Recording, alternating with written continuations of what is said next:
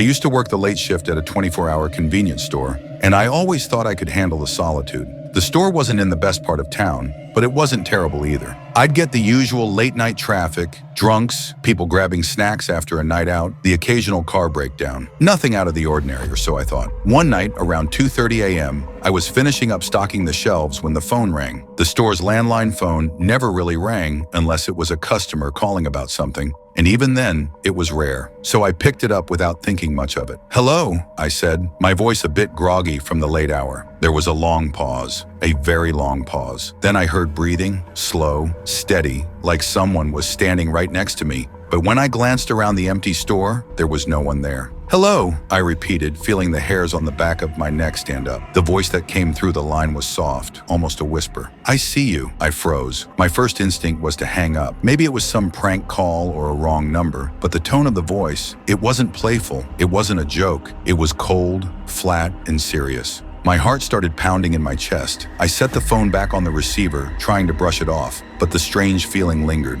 I told myself it was nothing. Maybe some kid messing around. Maybe a wrong number. So I went back to stocking the shelves. But then, the phone rang again. I hesitated before answering, but I did. "Hello." This time, the voice was clearer, more distinct, but still just as chilling. "I'm outside. I can see you through the window." I spun around. The store had a big glass window at the front, but no one was out there. The street was dark, the only light coming from the flickering street lamps. I quickly looked out the front, but the parking lot was empty. No cars, no people. I slammed the phone down again, feeling a rush of panic. I locked the front door and stood there, breathing heavily, trying to make sense of it. I told myself to calm down, but it felt like my skin was crawling. I kept thinking about the voice and the words it said. I stayed near the counter for the next hour, watching the parking lot, waiting for something to happen, but nothing did. No one came in. The phone stayed silent. At 4:30 a.m., the phone rang one last time. I almost didn't want to pick it up, but I did. Maybe to confirm it was over, or maybe to hear it one last time so I could be sure I wasn't imagining it.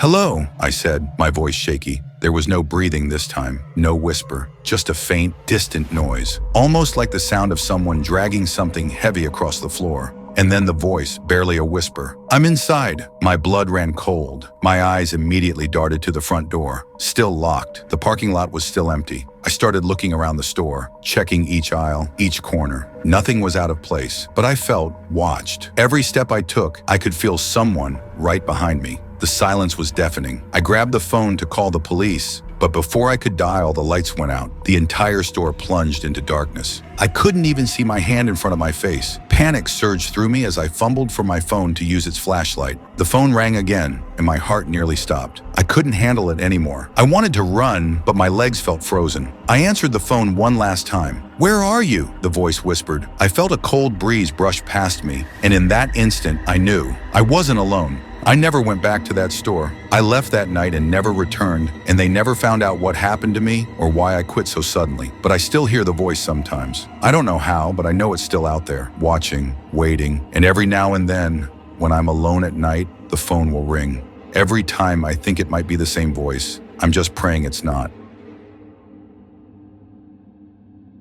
It was supposed to be a quiet weekend getaway, just me and my friend, Mark, heading up to an old cabin in the woods for some peace and quiet. We'd rented it through a website, one of those places you find with little reviews, but the pictures looked charming, a perfect escape from city life. We arrived on Friday evening just as the sun was setting. The cabin was secluded, nestled deep in a forest, miles away from the nearest town. The air smelled crisp and fresh, and everything seemed peaceful. No noise, just the sounds of nature around us.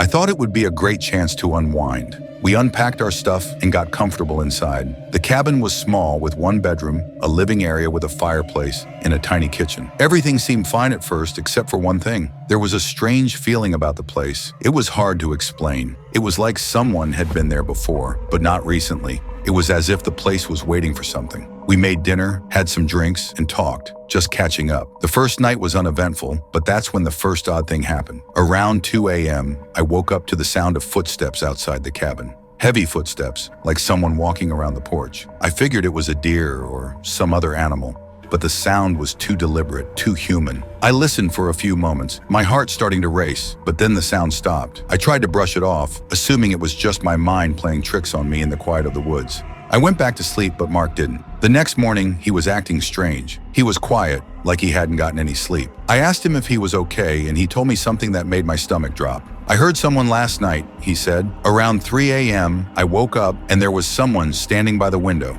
I couldn't see them clearly, but I could feel their presence, staring in. I froze, and they were just standing there, breathing. I didn't know if I should get up or call you, but then I thought, maybe it was just you going out to take a walk. I felt a chill run through me. I hadn't gone outside, but something didn't feel right. I tried to play it off, but deep down, I knew there was more to this than we were both willing to admit. That night, we locked the doors and windows before going to bed. We didn't want to take any chances. But around midnight, I woke up to a cold draft in the room. It wasn't a gust of wind from the outside. This was something else. It felt like it was coming from the center of the room, and it was so cold that I could see my breath in the air. I turned over to look at Mark, who was still asleep, but then my eyes caught something. Movement in the corner of the room. There, in the shadows by the door, was a figure. I could barely make out the shape, but it looked like a person standing perfectly still, facing the wall. It was as if they had just appeared out of nowhere. I couldn't move. I couldn't breathe. I didn't want to blink, afraid that if I did, the figure would be gone. But after what felt like an eternity, it was gone. The room was empty again, and the cold draft faded. I shook Mark awake, my voice trembling. "Did you see that?" I whispered. He looked at me eyes wide and shook his head. "No, I didn't see anything." We both tried to convince ourselves it was nothing, that we were just tired, but the rest of the night was a blur. Neither of us slept much after that. The next morning, we decided to leave. We packed our bags and got out of the cabin as quickly as we could, eager to put whatever happened behind us. As we were driving away, I glanced in the rearview mirror. For a brief moment, I thought I saw a figure standing in the window of the cabin, someone in the top floor looking out at us. But when I blinked, it was gone. To this day, I don't know what happened that weekend. We never went back to that cabin, and I don't know if I'll ever be able to shake the feeling that something or someone was waiting for us there. And every now and then, when I'm alone, I feel like I'm being watched. I can't explain it, but it's like that feeling from the cabin, like someone's just standing behind me, waiting for the right moment to show themselves.